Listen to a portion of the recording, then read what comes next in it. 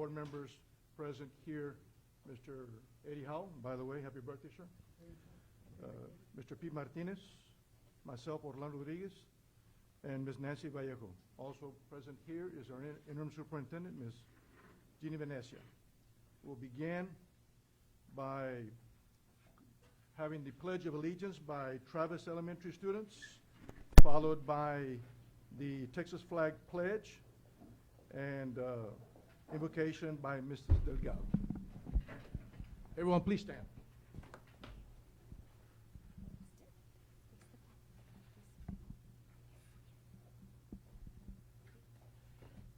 I pledge allegiance to the flag of the United States of America and to the republic for which it stands, one nation, under God, one visible, with liberty and justice for all.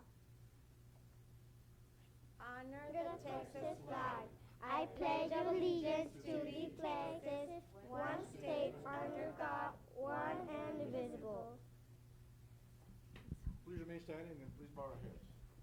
Heavenly Father, we thank you for allowing us to come together today. We thank you for the blessings that you've provided this week of rain and sunlight today. We ask that you continue to protect our students. As we know, the world is a little different these last few years. We ask that you keep all our staff, our students safe in all areas. We ask that you bless them with the power of learning and our teachers for the gift of instruction. We ask this in the name of your Son, Jesus Christ. Amen.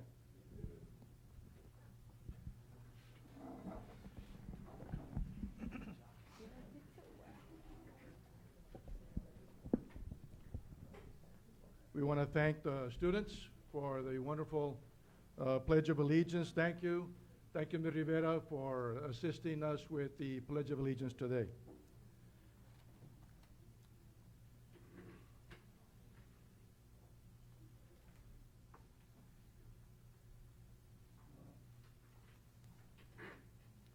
As we continue, we have open forum. Ms. Saenz, do we have any? Okay. I will begin with the introduction on the public comment. The next item on the agenda is open forum or public comment. Before we begin, I'll remind our audience members of the board's procedures for handling public comment. The public comment portion of our meeting is available to members of the public who wish to address an agenda item to be considered by the board on tonight's agenda. Anyone who wants to speak during public comment must sign in prior to the start of the meeting and list the agenda items they want to discuss. Each public comment speaker will be allowed a maximum of 5 minutes to address the board. However, any public testimony speaker who requires a translator will receive up to 10 minutes to address the board. The public comment portion of the meeting will allow all speakers who have signed up before the start of the meeting to address the board regarding an item on tonight's agenda. Please keep your comments or criticisms civil and courteous. Please also avoid using profanity and refrain from making personal attacks on others during your opportunity to speak. Lastly, we ask that you do not discuss students who are not your own child. If a speaker is seeking board resolution of a specific complaint, that concern should be addressed through the district's grievance process. District policy DGBA has been established for addressing employee complaints. Policy FNG is the avenue for filing parent complaints.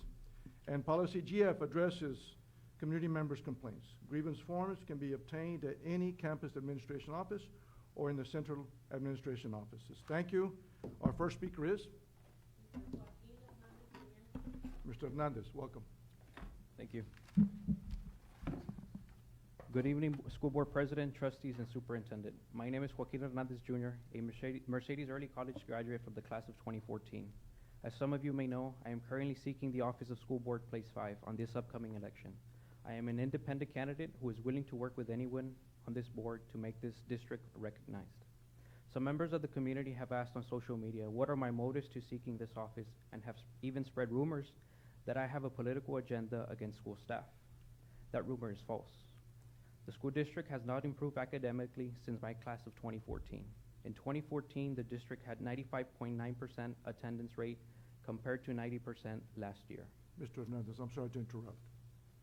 So there are certain prohibitions against electioneering on school property. If he's going to make a comment on board on the agenda, that's one thing. For him to be campaigning is another thing. That's prohibited by policy. Mr. Hernandez, do you understand? Yes, sir. The item that you Yes, sir. are addressing should be about the agenda item. Yes, And sir. Please refrain Yes, sir. or limit your comments to that Sure. item. Thank you. In 2014, the district, the STAR assessment results from 2014 for all grade levels, all subjects were 66% compared to 33% for the meets grade level criteria.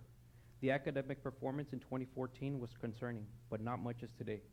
While the expenditure budget in 2014 was about 49.2 million, right now our adopted budget is 63.6 million. How is it possible that the more our budget grows, our performance drops? The politics or comparismo isn't working, and the district is in dire need of strategies and actions. Our district is currently facing another financial crisis because of excessive spending, lower daily attendance from students, and reduction of grants due to the expiration of ESSER grants, not to mention the 71% of our budget that is being spent for payroll. Some ideas is to focus on making budget cuts where you can without negatively affecting the students' academic performance. Some ideas may include department reductions, closing vacancies, and consolidation of certain positions. Firing employees is the last resource, especially since the school year has already started, and that would affect their financial stability. Any firing needs to be done. If any firing needs to be done, it should be based on performance, not on personal likings. To improve daily attendance and academic performance, we need to ensure a friendly environment free from bullying and drugs. Students fear attending school because of gun or bomb threats, to name a few, and we can't blame them. We need to incorporate courses that teach morals and values so that students can develop self-esteem, responsible attitudes towards others, so they can develop an interest in learning. Moral education also aids students in distinguishing between what is right and what is wrong, guiding them to make choices rooted on principles and values rather than impulsive or self-serving actions. Based on last year's audit, the school district spent 178% more on security and monitoring than last year. Yet, a few weeks ago, there was a fight between two students at the high school bus area. Based on the security contract that Mercedes ISD has in place, the security company, 10 security officers have been requested for the high school, yet none were available at the bus area to stop the fight. The absence of necessary personnel when they're most needed is unacceptable. Mercedes ISD is facing many challenges, but yet it is your responsibility to fix it. Being a school board member isn't about having a fancy title, but about doing what is best for our students and staff. Being academically scored the lowest in the valley is unacceptable. Thank you. Thank you, sir. Thank you. Ms. Hines, any other people have signed up? Okay. Move on to the superintendent's report. First item, A, presentation, safety and security update by Mr. Chacon, Safe Schools Director, Ms. Venecia. Mr. Chacon, he will be presenting on the safety and security updates. Thank you, Ms. Venecia. Good evening, Board Vice President Rodriguez, Interim Superintendent Venecia, School Board, and the community of Mercedes. This evening here, I am here to do a presentation on the safety and security updates. I know here recently we've had some things that we've seen that have surfaced, and of course we at the Office of Safe Schools, the safety is of course our top priority. Now, school safety measures are crucial for creating a secure learning environment, protecting students, teachers, and staff from potential threats such as violence, accidents, or emergencies. Now, historically, we know Columbine brought forth a lot of changes, and here recently in Texas, we had the shooting over at Robb Elementary in Uvalde that, of course, triggered even more proactive measures by TEA.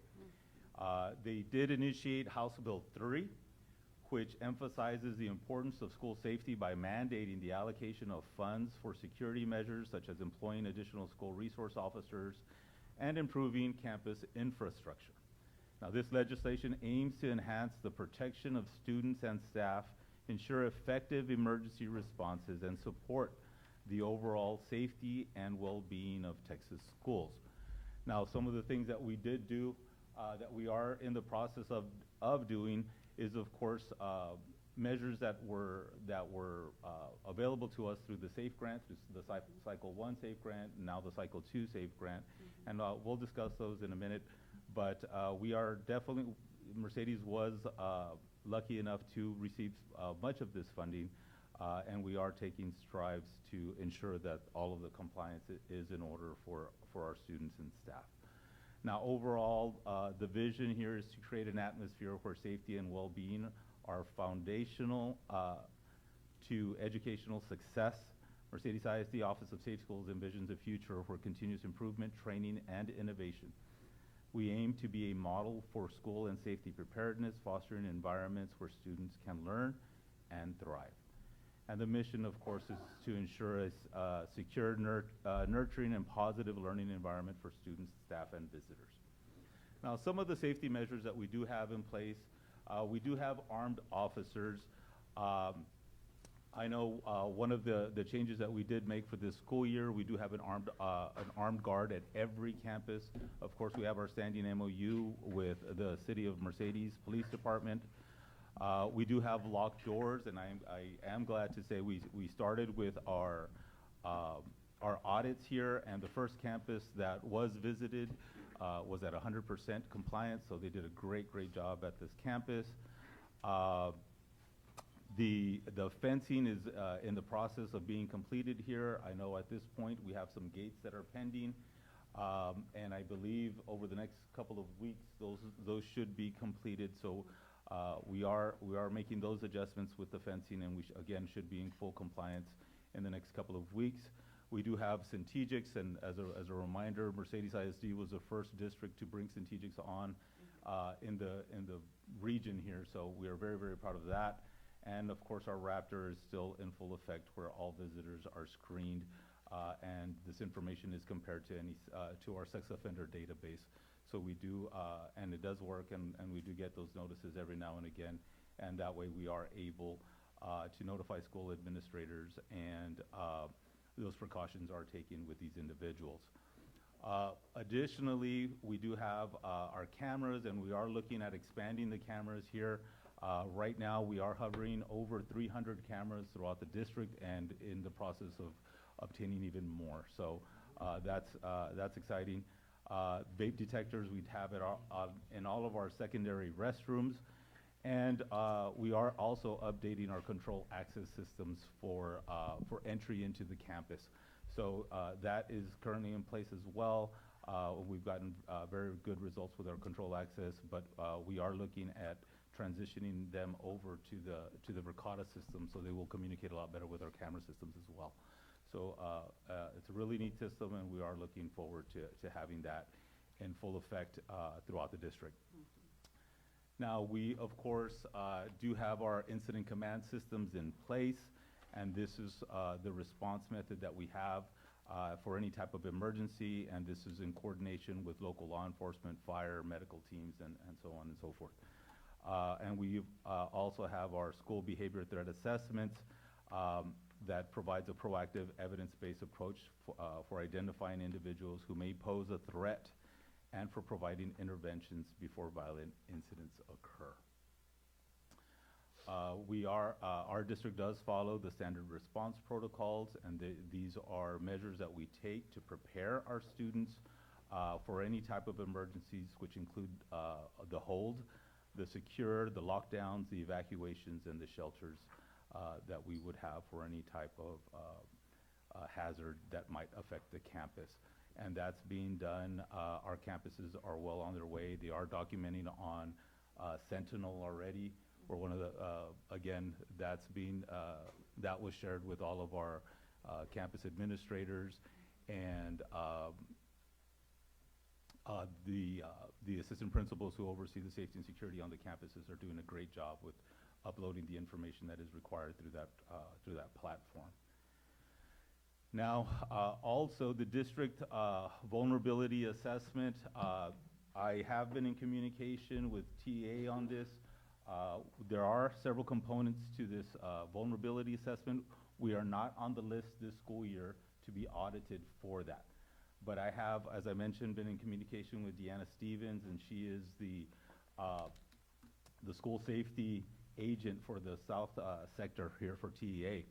And we do have already, we've coordinated, she did extend an opportunity for our campuses to be, to have walkthroughs. So we are gonna be having some walkthroughs here in December, and she's gonna help us prepare and be ready for the day that we do get audited from the state.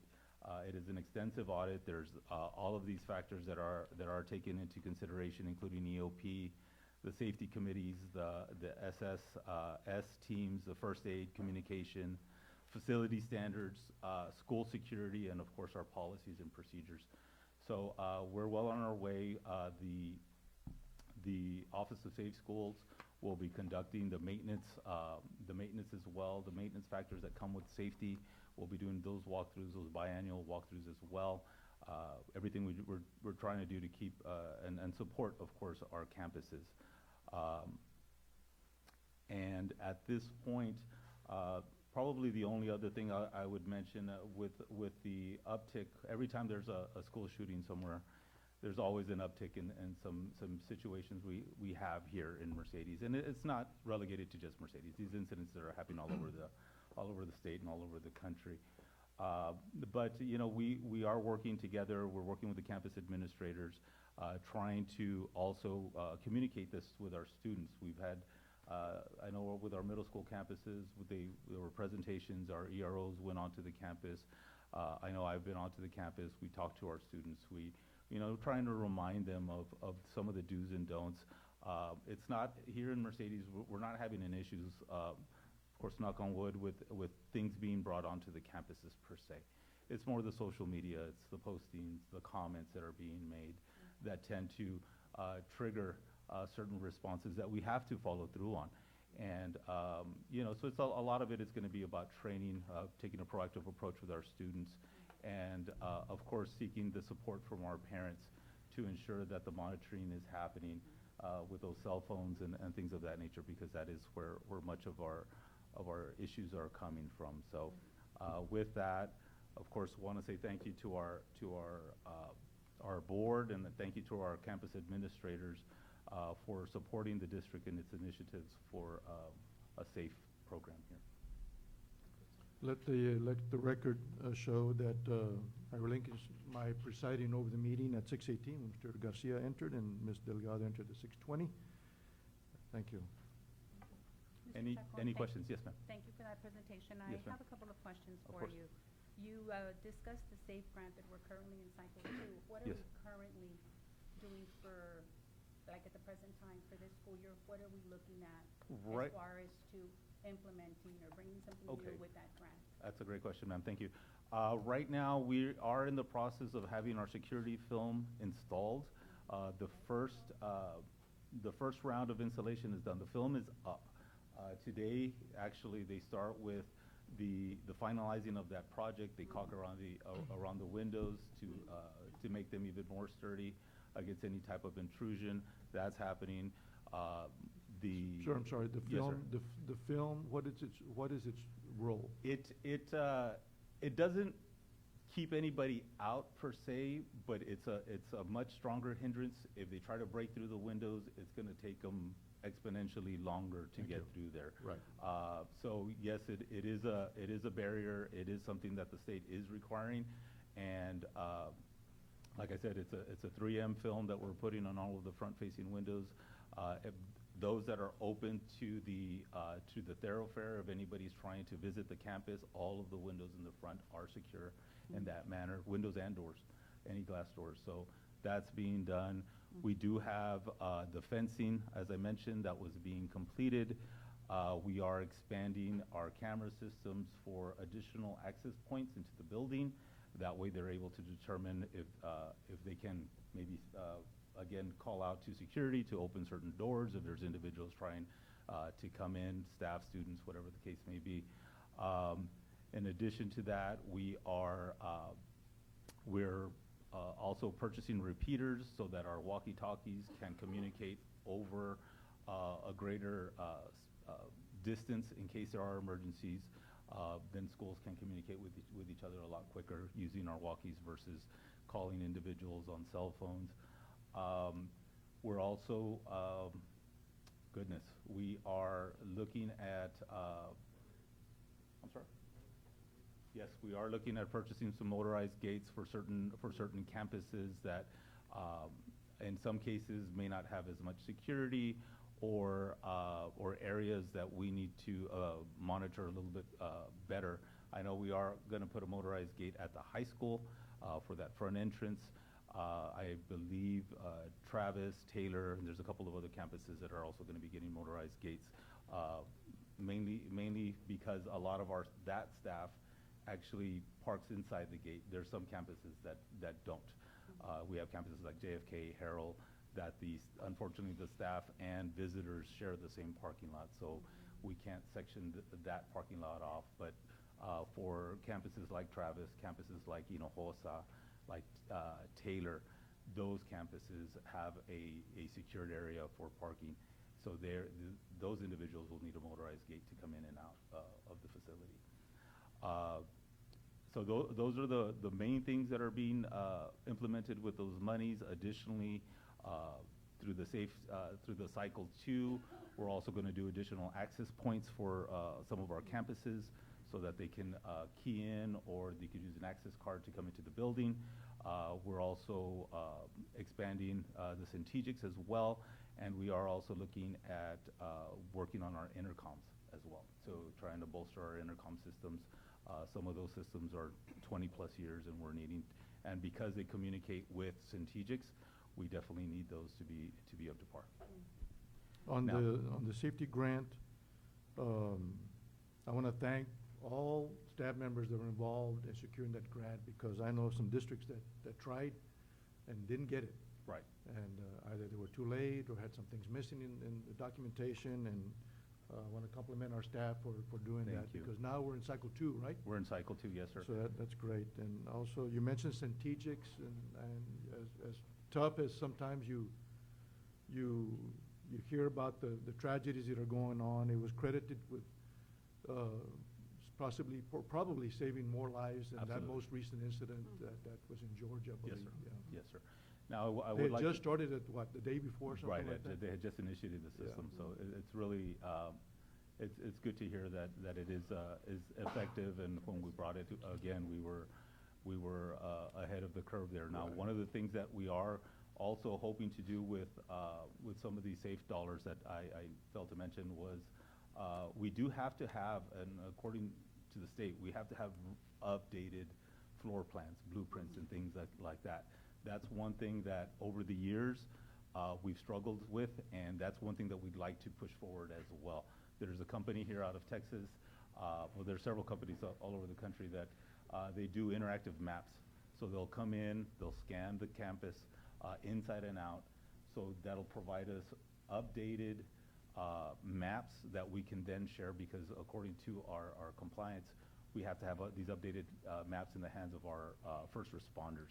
But one of the programs that we are looking at, it actually allows you, if there is, heaven forbid, but if there is an emergency, it allows us to log on to the system, and we could actually walk through the building because of the type of cameras that they're using to scan. You could, much like the Google Maps where you could go down the street, you could actually do that through the hallways of the schools and into the classroom. So it's really neat. I don't know of any other district that is currently using that in the region, but it is something that the mapping has to get done, and we could, look at either hiring an architect, which would slow the process down tremendously, or the turnaround time for this type of mapping. We're talking a month and a half, and all the maps for all the campuses are ready to go. And they would give us the 2D maps as well that we could then provide to our emergency responders. So it is something that once we gather all of the information from these companies, we will definitely share out with you, and hopefully to garner your support for this initiative as well. I'm going to continue with my questions, Mr. Please. Chacon. Ma'am. The next one that I have is, you mentioned on the armed guard Mhm. at every campus, Yes, ma'am. and that is to meet the requirements under our House Bill 3? Yes, ma'am. Okay, so aside for the armed guards, we're ensuring that we have at every campus as it's required. We have additional security. Mhm. How are we going about identifying the areas of need where those security guards need to be posted? Okay, that is a campus-based decision in terms, I mean, the principals know where the campus needs to be, where they need their guards. But unfortunately, you know, as was mentioned, we do have areas that sometimes may need additional security, maybe incidents that may happen that require the guards to be reassigned. They do try to take a proactive approach. I know at the high school, because there are certain doors that unfortunately, because it's so fragmented, they have to have certain doors open. Consequently, they have to have guards at those doors. They can't keep those doors locked, but they do have a guard at that door to help and assist students into the building to open those doors and whatnot. So it's dependent on one, if a guard is needed at this particular entrance, and where there's more need, or where they see there's additional supports that need to be, you know, blind spots. I mean, a lot of these schools have a lot of blind spots throughout the campus, so they definitely try to place somebody in those areas to help monitor and support our students and our safety initiatives. Okay. And as Director of Safe Schools, how often do we revisit where those individuals are stationed based on? Well, if one we of have the incidents that are new happening? things, one of the new things that we're doing this school year is that we are going to be doing more walkthroughs with the camp. Every 6 weeks, we want to go in. We want to look at their behavior threat assessment initiatives that they have on campus, review any type of discipline, and ensure that processes were put in place in terms of determining whether or not it qualified as a threat assessment, and do walkthroughs of the building and see where else they need support, if there's you know, changes that need to be made with guards, so on and so forth. That's going to be done at those times. So we are looking at the end of every 6 weeks, going onto the campuses and doing and supporting the campuses in that manner. Okay. And then you mentioned campus audit that was at 100%. You Yes. failed to mention what campus was that? Well, we're not supposed to announce that. Executive Yeah, session. Oh, we yes. can do it. Yeah. Okay. And then on the strategics, Yes, ma'am. I was going to ask, I know you mentioned that we're going to be expanding the strategic with this grant, but I know right now, coming back from the summer, Mm-hmm. how often are we doing checks to ensure that they're working properly? Well, one of the things that we do for that is that we do use Centegics for our drills.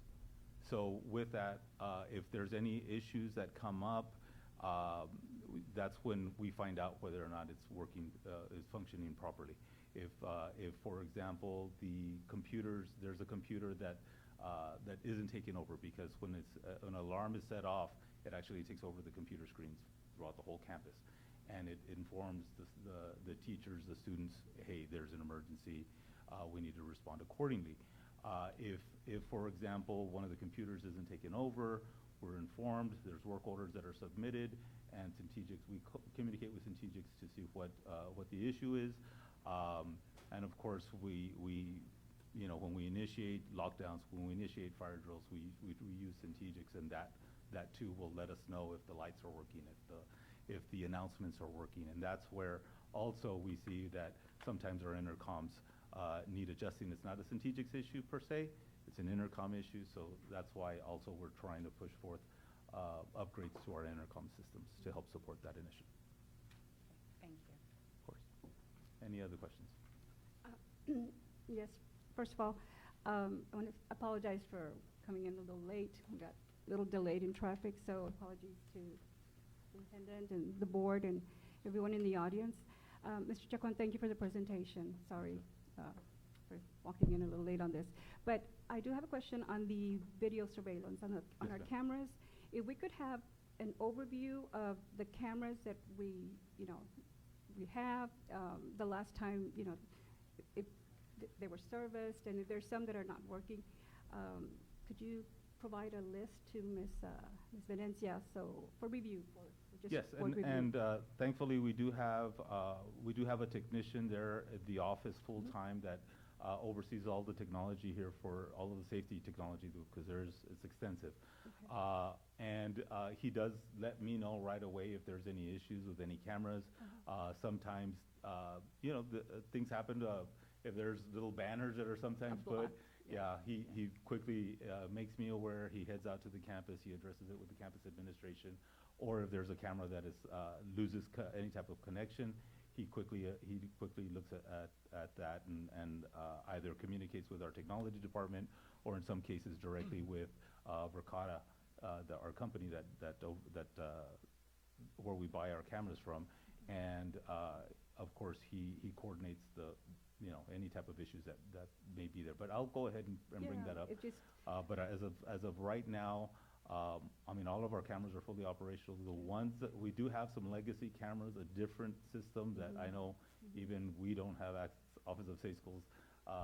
There some may be working. Those are a lot of the cameras that we're looking at upgrading and putting them on our new Verkada system. So that's definitely at the forefront of trying to upgrade right away. okay, yes, Okay. because I know we had a very extensive discussion the last time we discussed the cameras. Yes, So ma'am. we can just kind of have a Of course. review of that. I Yes, would of appreciate course. it. No, Thank no you. worries, of course. Any other questions? Thank you, Mr. All right. Chacon. Thank you. Thank you, Mr. Chacon. I too apologize for being late to the staff and to the superintendent and the board. I was in jury duty and was just dismissed about 30 minutes ago, so I rushed over here to be here. Moving on, we got B, presentation Human Resources by Eric Flores, the Human Resource Director. Hi, Mrs. Flores. Good evening, everybody.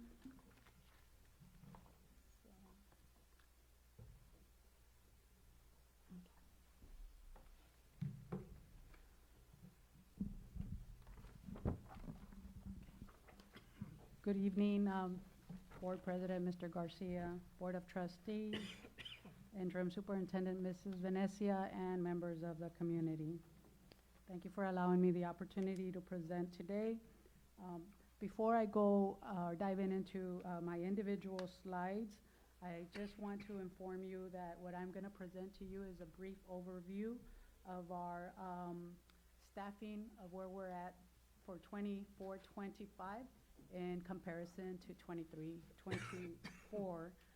And just to highlight some very important, on the variances that you'll see on the number of positions from last year, I just want to let you all know that the variance, the drop in number of employees is a direct result of volunteer exits, they were either retirees or resignations. So I just want to highlight that because it is important that we share that information. So going on to my very first slide, I want to say that in looking at these numbers, when we were faced with vacancies or aligning our student to teacher ratio, our focus and our priority was instruction in the classroom, ensuring that our students are receiving the instructional support services that they need in the classroom. So with that, collaborating with our instructional directors and balancing our staff, our teachers in the classroom across the campus to ensure that we have the appropriate student to teacher ratio, and also taking on initiatives of doing internal hires versus bringing in externals. And there was a handful of promotions internally that we had some instructional aides that promoted up to teachers.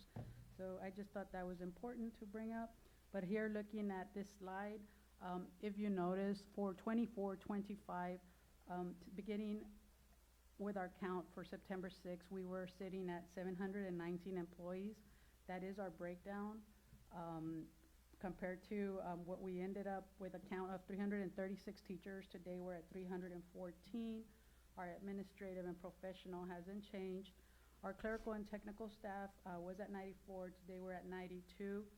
Our instructional aides was at 80, now is at 66, and our auxiliary has gone from 161 to 137.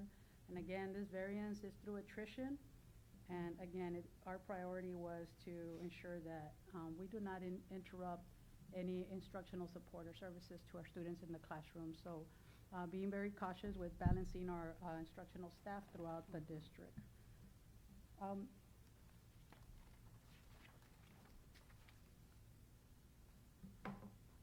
Going to the next slide, I just want to highlight that we did have a total of 62 vacated positions that happened throughout 23-24. And the total of the base salaries for those 62 vacated positions was a salary value of 2.1 million. So even though we had that, we also had a rollover of our ESSER-funded employees. We managed to keep the majority of our ESSER employees. From when I got the report, we were at 69 ESSER employees, and the majority of those stayed. So, you know, it kind of balanced out for 24, 25 on their salaries. Going to the next page or next slide, without bombarding you with individual numbers, if you actually look at the charts on the left side, the left side chart, you have students per campus. On the right side, you have the instructional staff per campus, and this is for elementary level. So if you look at just the bars, they correlate the number of students with the number of staff at each campus. So at Mel, we have less students, and obviously, if you look at the right side, we have less teachers. In Hinojosa, you know, if you look at the green bar, it correlates with the number of staffing the bar. So that just to give you an overview of how we're trying to balance our staffing or instructional staff in the classroom to students. Okay. And right now, we do have 135 elementary teachers in the classroom and 49 instructional aides in the classroom. Moving over to our secondary, same thing. If you look at the chart on the left, it shows you the correlation with the chart on the right with teachers. And we do have 159 teachers in the classroom, and we have 16 instructional aides in the classroom. And that small summary on the right side is just the total count of actual teachers in the classroom. So for elementary, again, we have 135, and secondary, we have 159 with a total of 294 instructional teachers in the classroom, teachers in the classroom. But so when you see the variance of 314, just, you know, to highlight our librarians and our RNs and dyslexia, those are, you know, part of our teacher matrix, but they're not in the classroom teacher of record. So just so if you notice the difference. On the following slide, I just gave you a little a breakdown of for 24-25 our base salaries. This is base salaries only. On the bottom, the 33.9 million. It's comprised of the funding sources as broken down here. So I just wanted to give you an overview so you can see where the majority of our salaries are being paid out of which accounts.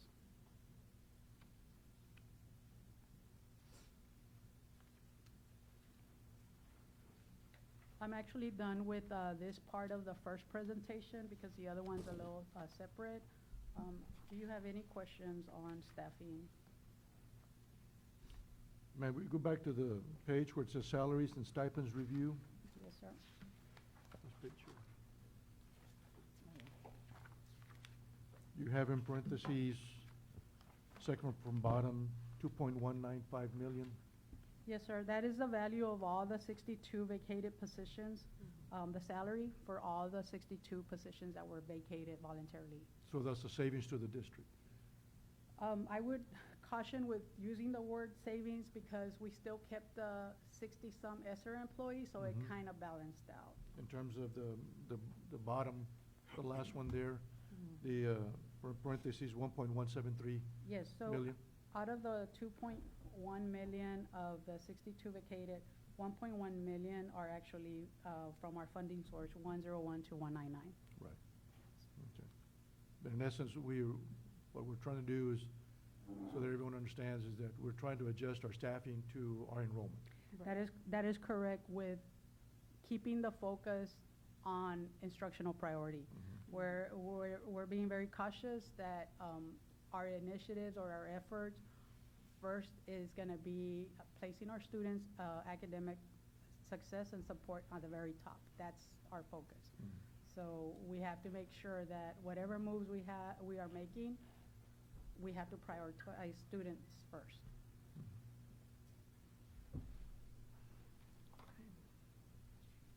Any other questions? Yes, Ms. Flores. Yes, ma'am.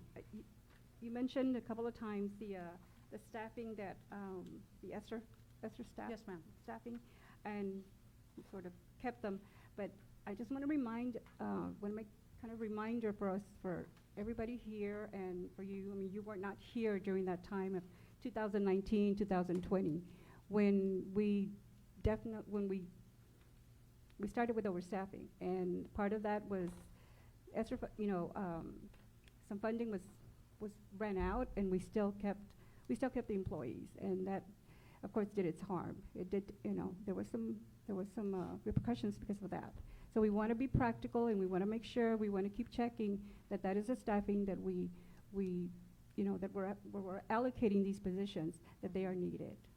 We need to be careful with our budget, and I know that you all are trying very, very, very much to to maintain these good numbers. But please keep in mind, let's go back to 2019, 2020, when we had to reduce quite a bit. Yes, ma'am. We ended up with 30 contracts that were not renewed with some of our teachers because we were not careful with our staffing. Okay? Yes, ma'am. Thank Thank you. you. And again, that is our priority, is making sure that we have the appropriate staff across the district to support, first of all, our students. They have to be our priority. Yes. Yes, ma'am. Thank you. Ms. Flores, and you've touched Yes. about ESSER. Can you just share with us when the ESSER grant ends? It ended, we were supposed to be done with it September 1st.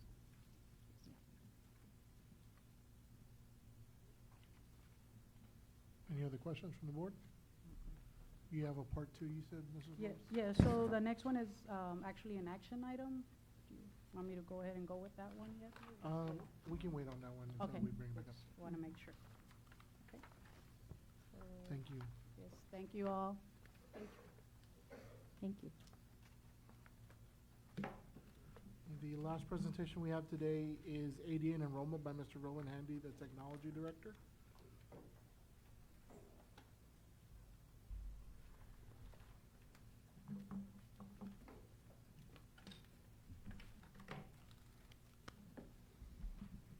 Good evening, Ms. Venecia, Mr. Garcia, trustees, community, and Gally. The purpose of tonight's presentation is to share ADA and enrollment information with the board and our community. Attendance and enrollment are cornerstones of our district. In order for our students to grow academically, they need to come to school on a daily basis. It is important to note that positive attendance and enrollment also increases funding, which ensures that our district is able to continue to provide effective learning opportunities. As we review our ADA and enrollment figures, we will be focusing on the first 4 weeks of school, contrasting the figures with the same window of the prior year. And we'll begin with our examining our district summary. If you look at the top left, 2024, our average enrollment was 4,087. Again, this is average for the first 4 weeks. Our average ADA was 95.2. If you look a little further down, that is an enrollment drop of 234 students from the same time period from the previous year. It also indicates an increase of 2.45% in our ADA. So we had better attendance with a little bit fewer students. Next slide is MEL, Mercedes Early Literacy. 2024, first 4 weeks, average enrollment was 157. ADA was 90.17. Down below, enrollment, decrease of enrollment of 38 students from the same time period, and a decrease in ADA of negative 1.83%. Next campus is Taylor Elementary. Average enrollment currently 395 students, ADA 96.28. Further below, an enrollment decrease of 22 students and an ADA increase of 2.28. Again, another case where we have higher attendance with a little bit fewer students. Travis Elementary, Current average enrollment, 463 students. ADA, 95.62%. Further below, an enrollment decrease of 26 students and an ADA increase of 1.62%.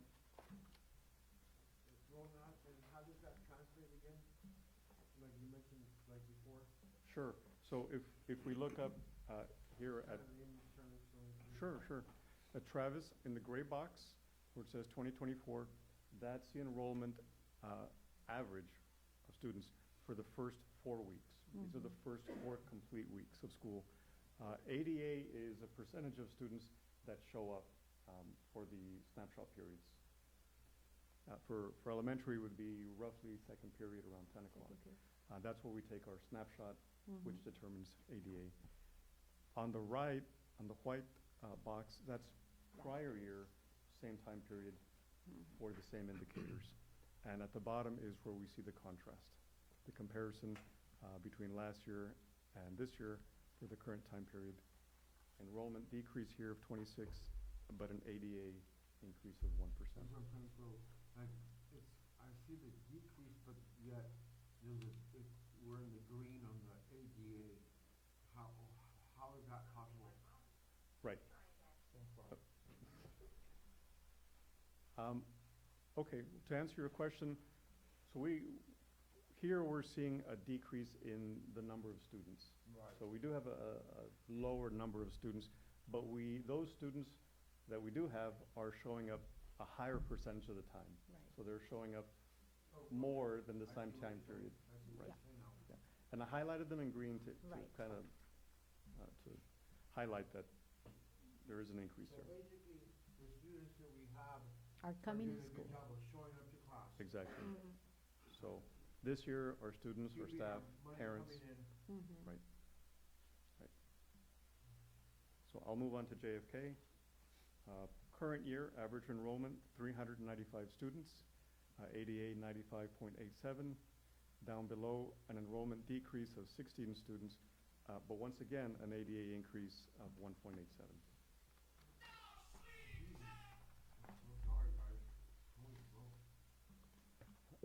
Next slide, Hinojosa Elementary, average enrollment, currently 463 students, ADA 95.29. Down below, enrollment, slight decrease of 14 students, and once again, another increase in our ADA, 1.29%. Sergeant Harrell, currently at 383 students, average enrollment, ADA 95.59. Down below, an enrollment increase of 1 student and an ADA increase of 2.59%. 95.59 ADA is an excellent number for a middle school. So kudos to Dr. Tijerina and his staff. It's quite intriguing that the students that are showing up and are doing well and really trying hard is making up for the kids that are not showing up. That's quite fascinating. Right. It's positive. Thank you. It is a positive. To everybody out there. So, silver lining. Sergeant Chacon Middle School, average enrollment of 494 students, ADA 94.47. Enrollment decrease of 76 students, however, an ADA increase of 1.7. Ma, average enrollment currently at 84, ADA at 88.84. Down below, an enrollment decrease of 34 students and an ADA increase of 4.84%. Mecca, average enrollment 354 students, a very nice ADA of 97.33%. Down below, an enrollment increase of 2 students and an ADA increase of 0.33%. Mercedes High School, current average enrollment 901 students, ADA 94.49. Down below, an enrollment decrease of 10 students and an increase of an ADA of 3.49 for the same time period. Lastly, JJAP, not applicable for the first 4 weeks, so zeros all through the tables. Do you have any questions from the board? Just a comment. I want to thank all our administrative and their teams for the increase in the ADA. That's critical to our district. And I know it's hard work, making those phone calls and to parents and so forth, but congratulations, keep up the good work. I also wanted to make a comment, and starting with our students, that they want to come to school.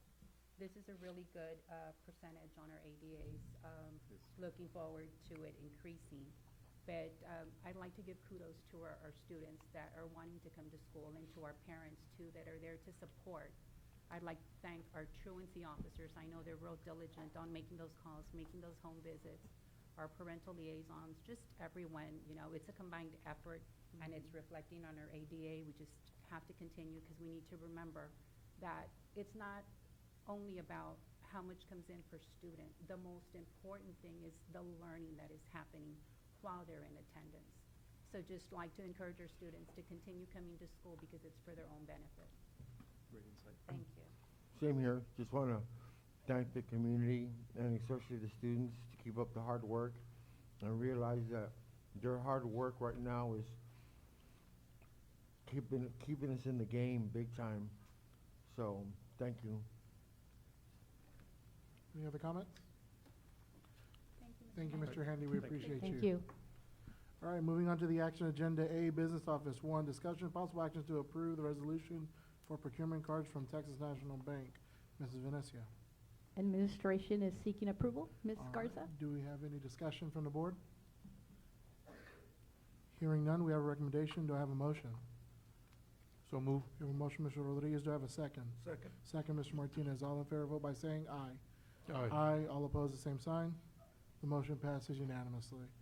Moving on to number 2, discussion and possible action to approve the budget amendment, General Operating Fund number 1. Mrs. Venecia. Administration is seeking approval. All right, we have a recommendation. Do I have any discussion from the board? Just, if we can get just a brief explanation of the funds being. Yes, sir. Sure. Absolutely. Good evening, Board. We are increasing our revenues. We have for the Child Nutrition Fresh Fruits and Vegetables Grant, so that came in starting October 1st. So we're bringing in 101,301. That was not a part of our original budget, so we're bringing that in. We're also making some, removing some funding for the cosmetology roof replacement and the fire alarm replacement. So we're moving those from function 51, which is maintenance, into our facilities, which is function 81.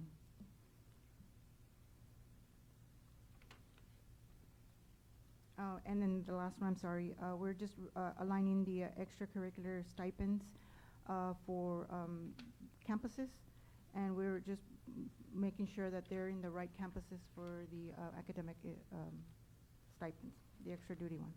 Okay. That's just an even, that Yes, balances out. that is that's not no- changing the overall balance, no, sir. Any other questions from the board? I have a quick question. Yes, sir. Good evening, everybody.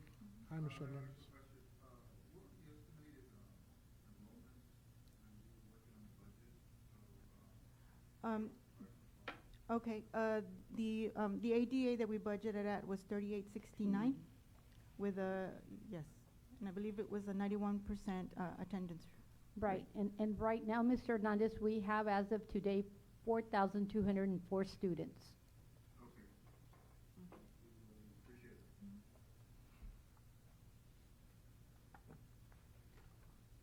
it. If I can go back and just also say thank you to the teachers and the staff, keeping the kids engaged and wanting to come back to school and class and keeping them motivated and wanting to come. So sorry about that, guys. I mean, you're a big part of it. Were there any other questions from the board? Hearing none, we have a recommendation from the superintendent. Do I hear a motion? So moved. We have a motion from Mr. Howell. Do I have a second? Second. Second from Mr. Rodriguez. All in favor, vote by saying aye. Aye. Aye. All opposed, the same sign. The motion passes unanimously. Moving on to number 3, discussion and possible action to approve the purchase of an E-Series cutaway box truck for the district warehouse. Mrs. Venecia. Yes, administration is seeking approval. Mr. Cuellar? Yes, good evening, Board President, Board members, and Superintendent. We have 2 options regarding the Ford cutaway box truck. The first option is a model 2023, which is a used vehicle from a dealership that's Tips USA Co-op. It still has a 3-year warranty. It's coming from a fleet of an auction program that Ford has.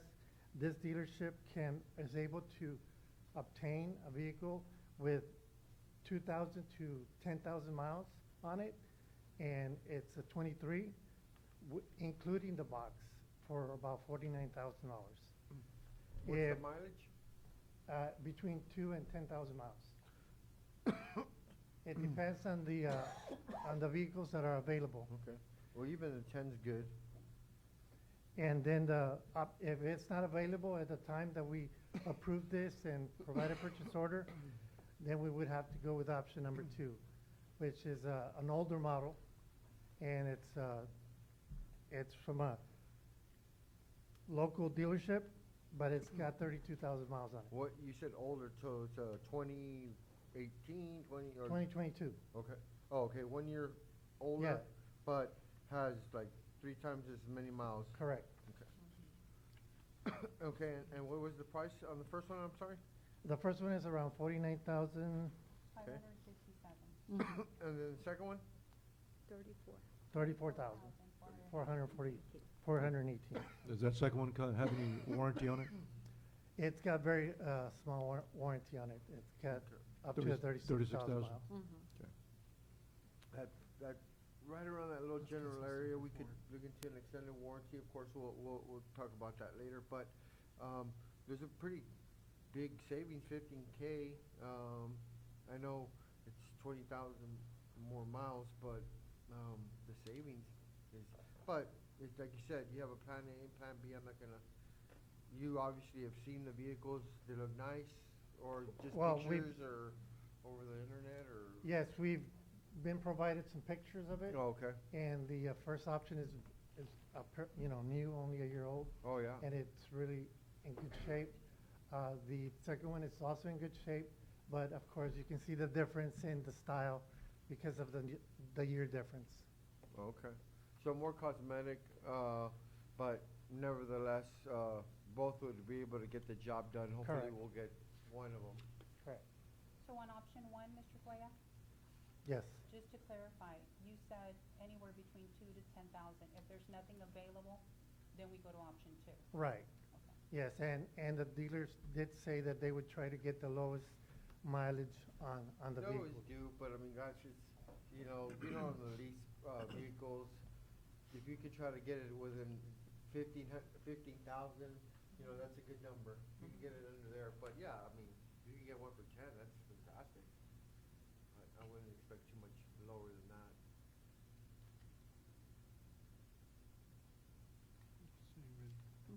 Any more questions from the board? We do have a recommendation from the superintendent. Do I have a motion? Sure. We have a motion from Mr. Howe. Do I have a second? Second. I'm gonna give it to Mr. Hernandez just because he tried earlier. All in favor, vote by saying aye. Aye. Aye. All opposed, the same sign. The motion passes unanimously. Thank you. Thank you, Mr. Guerra. Thank you, Mr. Cuellar. Discussion and possible action to solicit RFQs for financial advisor services and provide appropriate notice to the current district provider. Ms. Venecio. Administration is seeking to solicit RFQs for financial advisor service. And we have a recommendation. Do we have any questions? Any discussion? No. Hearing none, we have a recommendation from the superintendent. Do I have a motion? So move. Motion from Mr. Rodriguez. Do I have a second? Second. Second from Ms. Delgado. All in favor, vote by saying aye. Aye. Aye. All opposed, the same sign. Motion passes unanimously. Moving on to B, athletics. 1, discussion and possible action to approve the agreement between Arbiter Sports and Mercedes ISD for Arbiter Pay Athletic Official Payment Subscription. Mrs. Venecio? Yes, administration is seeking approval. All right, do we have any questions from the board? Yes, I have a couple. I was reviewing the letter and the contract and the terms, and this is pretty much to alleviate a lot of the work from payroll with 1099s, correct? For accounts payable, yes. Mhm, Okay, mhm. so I was reading up on this information, and on the contract itself, under the subscription and services product, it has 300 year one arbiter pay. But then when I'm looking at the terms and in the description, a lot of the description covers, give me a second so I can give you the wording. Arbiter pay unlimited. Is that what we're purchasing with this agreement, the arbiter pay unlimited? Or is there a difference between that 300 on the invoice? That's a good question. The reason that I'm asking is because if 300 is limiting, and there's the option to unlimit, Mhm. because this would not only help for our referees that are coming in, Mhm. but this could work for all their 1099 employees. Because I was looking at this, and it works for all 1099 Mhm. employees, which would mean that this would be one less thing that our business office would have to Mhm. handle for the same cost, if it's the unlimited plan that we're looking at. And Okay. they're in charge with that unlimited, it includes the training, the professional Mhm. services, and then they ensure that, we're in alignment with all the federal and state Absolutely. laws. Yes, yes, ma'am. So I just wanted to inquire on that to see if it's a Okay. limited I can plan, certainly check for you, or yes. if it's an unlimited, and if it's an unlimited, we can utilize it for all our 1099s. Absolutely, yes. Thank you for pointing that out. That's a good observation, Mhm. yes. We can check on that.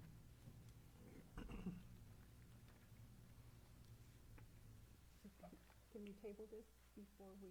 So that we can look into We it? can table this before we can. We make a can. decision, or? Yeah, I've been I mean, how- dealing with 1099s all my life practically, Yeah. and it's a It's pain. 'cause I know there are a lot of headaches. Yes, I they mean, are. it's a lot of work, and then 1099s, not only do you have to get that information from that individual, Mhm. but then you also have to go into printing checks and getting that Yes. postage out and Mhm. mailing those checks. So if this is something like, I don't Mhm. know that, and that's what we need to clarify, Right. if that, Mhm. on that agreement, it has 300, I don't know why it's specific to that 300 prior to that arbiter pay. Mhm. But, yes, if we can table it and if we can find out, because this is a good option for Okay. the business office as well. I know that Coach wanted to start it right away. Right. But that's something that we can certainly look into. Either way, if it covers, I think we have about 200 1099s that we send out a year. Mhm. Plus that includes the referees and our Right. 1099 eligible vendors. So, I would just hate to approve if it's a limited versus an unlimited, and there Mhm. isn't much of difference in premium. Mhm. I would like to look at that difference. Okay, Yeah, we can, yes. a conditional approving, conditionally Okay. approving what would be the service. Mhm. And if we're able to go ahead and get that unlimited subscription, we can do that. Okay, To okay. see what the cost is. That'll work, yes. So then Thank we'd you. need that motion. So can I make the motion now, or is it? Go for it. Go for it. So moved. Okay, we have a motion, Mr. Howell. Do I have a second? Second. Second, Ms. Vallejo. All in favor, vote by saying aye. Aye. Aye, all opposed, the same sign. The motion passes unanimously. Moving on to governance, we have one, discussion and possible action to approve a resolution nominating a candidate or candidates to the Hidalgo County Appraisal District Board of Directors for the 2025-2027 term. Do we have any recommendations from the board? We don't have any names. We don't have any names. So this is something we probably can table. So we can think of some names of people we want to nominate. Is that fair? That's fair. Okay, so we can probably schedule something before that.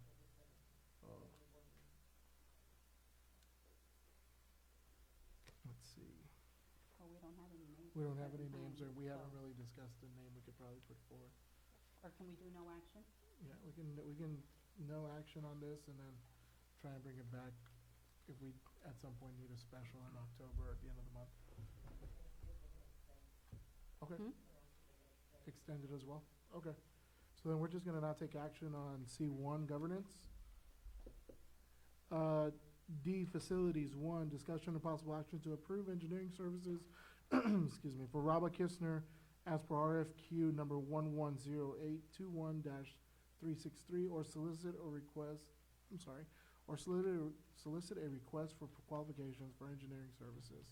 Mr. Herrera?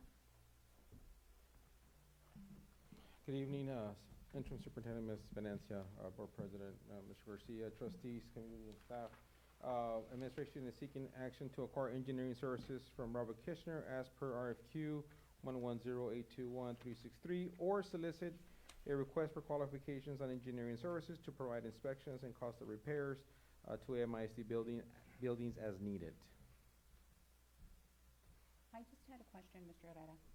It says discussion and possible action to acquire engineering services from Robert Kishner as for that RFQ. I went back and I looked at the supporting documentation, and that RFQ, I have here, correct me, is this from 2021? Correct. Okay, because we don't have the actual RFQ, like, is it still in compliance, or the fees up to, up to date, or As are we gonna per- go back to 2021 fees, or? As per business office, they reviewed what is it that we can and can't do. They're able to use the RFQ, Mr. Cuellar. Correct. We can continue using the services because the RFQ was in place at that time, and any future projects that were coming up. Now, if you all decide not to get the services from that engineer, then we go out for Proposals. I would have just liked to have seen the RFQ since it's from 2021. I mean, that's even before I came on board. I know we were provided with a lot of copies of, I think, really irrelevant, like this was like the package that was included in the 2021, not the actual RFQ and what it entails. So can we get a copy of that? I think that would be best. Because all these copies, it's just what went in the package for the RFQ, not the RFQ itself. Do you mind helping us with that? No, yeah, I'll talk to the business office so they can prepare the documentation and include the actual RFP that is supposed to be included. Yeah, just so that we can be aware, because Yes, like ma'am. this, like I have absolutely no idea Understandable. what is it that's in We'll there. make we'll provide the documentation. That RFQ was utilized when we did the work at Mecca and at the high school. Correct. That was the services that were approved at that time? Correct, sir. We've had quite a bit of rain Yes. these last few months. How has that work held up? We've had a lot of rain, and Mecca has held up. We did have some issues there, but under the workmanship warranty, they came and made the adjustments. Right now, we're currently still looking at Chacon, at some of the areas that are getting some leakage. But Mecca, Chacon Gym was not a repair. It was just reinstallation and fastening and fixing of the ridge, applying silicone in areas where water is possibly going through. So they're assessing. I just had Robert Kishner under Mr. Alejandro came over last week. He walked the roof, and so he's going to make some recommendations to Real Roofing, who is a company that did the actual job. So we're working on that and try and fix what is going on at Chacon with the Chacon Gym. What about the high school? I know there was some real concerns with some of those classrooms. I have no How's concerns that? from the E and the G wing, and those are the only areas that were replaced. Yes. So we have no current issues with E and the G wing. And this is the E and the G wing to the latter portion of the building, because the original building is only up to the windows. Past that is where they did the actual repairs. But past that area is where we were having the roof issues at the high school. So no issues as of this time. And just so you're aware, the district is receiving some disaster funding, and this is why we're seeking services from the engineering consultants. Do you have a recommendation, Ms. Venecia, that are asking? Who would, you want to ask me? Yeah. Okay. Our administration is seeking approval for the engineering services from Robert Kistner. Can we amend that, whatever motion, as Ms. Vallejo was commenting, to include updates on the RFQs? Have that information available to us? Okay, as soon as we I could. have a quick question, Chairman. I haven't had a chance to do that with questions. Yes, sir, I'm sorry, Mr. Hernandez. I'll give you 15 if you'd like, sir. Thank you so much. I was just looking at the, I want to make sure we track the staff. So this looks the engineering service request qualifications of 110821-363. Yes, sir. Okay, so if we scroll down, because I'm going to do the people like smile. If we scroll down, there's an RFQ already. For example, if you go for the roof repair, so there's an RFQ already posted on the PDF file. And I was reading the news or with my homework. So I noticed that is that the question that the board is discussing right now? There's an RFQ. We're looking at D1, sir. Okay, look at D1. Okay, so the other one.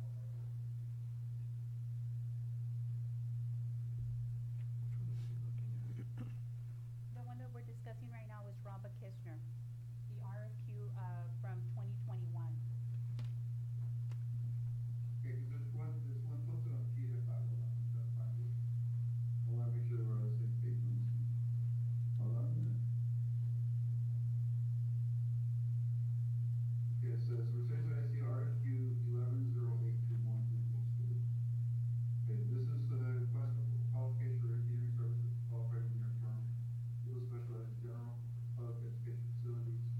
That's the RFQ that we're discussing right now. Is that correct? Because that's what I'm reading for the background, the scope of work, the graphic proposal, interested firms are invited for response to the following. Contract for engineering services, building renovation. The RFQ is there. So that's the one where on page 22, Mr. Hernandez, Olga Hines is the CFO at the time? Yeah. That is correct. Oh, that's a good point, Mr. Rodriguez. I think we should fix that before we take it out of here. So yeah, I mean, I'm the same page. I think that needs to be addressed. We'll take care of that, but the RFP is there. Just, I don't like having the signs there, and it's kind of unprofessional, but good catch. Yeah, I think we should table this guy. It's my opinion. Yeah, let's just do it. Now Make the we'll get motion. Everything in order, But make sure everything's correct. we can't, It's not gonna be a can't problem. change the RFQ. I mean, it is what it is. That was 2021. I apologize, That's the business one that was office provided assisted to with us. uploading the Yeah. document, so Right. I'm not really familiar Don't with worry, it. don't worry. Oh, we can Because change it was that. I already mean, there. Mr. Ryan, we can just agree to If we go out, we'd have to change it. Right. But we're still operating under the same RFQ Okay. that was given when Mrs. Hines was the CFO for the district. Right. Okay. So I don't know if your wishes are to still table and go out for proposals or approve, but that's why her name is still on there, as long with probably a few other names that we're familiar with. So we're allowed, So there's a motion on the table already? No, sir, there's no motion. Okay. so Mr. Cuellar, we are allowed to continue with this RFQ into any future work this coming school year. Correct. And it comes to the board whether then you want to go out for RFQ, but if not, you can continue the services by the qualified engineer. So administration is seeking approval of the current engineering services from Robert Kistner. So far, the work seems to have held up that they were overseeing. Correct, sir. Okay. And So this just pertains to this particular job, not in general for everybody, right? Does it almost sound like that right now? It's for any Any engineering service. that they'll provide any engineering service by Robert. Oh, okay. which primarily is roofing. Yes. Yeah. Roofing. And you've worked with him for what, pretty closely for the last couple of years, right? Correct, sir. So your comfort level is excellent. I have no complaints. I would like a copy of, the RFQ from 2021. Okay, It's in your, it's in the packet. I don't. Yes, it's here. You want it? The RFP is there, correct? Yes, Yes, yes, sir. sir. There is no motion on the table at this point, Mr. Hernandez. So there is a recommendation to approve, but we haven't had anyone make a motion yet. So if you'd like to, you can go right ahead. I'll second. We have a motion from Mr. Hernandez to approve and a second from Mr. Rodriguez. All in favor, vote by saying aye. Aye. Aye. All opposed, the same sign. The motion passes unanimously. Moving on to number 2, discussion and possible action to approve roof repairs to the CT Cosmetology Building. Mrs. Venecia. Administration is seeking approval, and again, this will be paid with CTE funding. All right, that's what I was going to ask. Do we have any questions?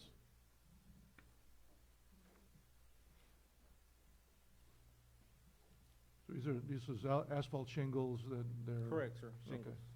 Is this the whole roof? Yes, sir, the entire building, Okay, good. Okay. 38 squares. Okay, 38 squares. Any other questions from the board? Okay. Okay.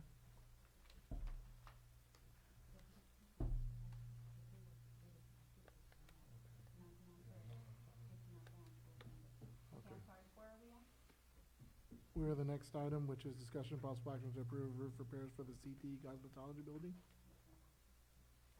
On this one, I'm sorry, Mr. Herrera, I was looking at that That's fine. RFQ. But, on this one, I did see that we have several companies. Is administration recommending one of the companies that we Correct. have on here? 'Cause, I didn't see the recommendation. It just says, to approve the roof repair, but I didn't see which company. We did recommend, of course, the lowest estimate out of the 3. They're all 3 performing the same service, replacing the shingles, and of course disposing of them. So we are And recommending. for the record, your recommendation is? Real quick, is there anything we can do, or is there anything that you would like to discuss about tweaking? Because I asked you about the roof first, you said no complaints, but it'd be nice to turn that no complaints to they're great.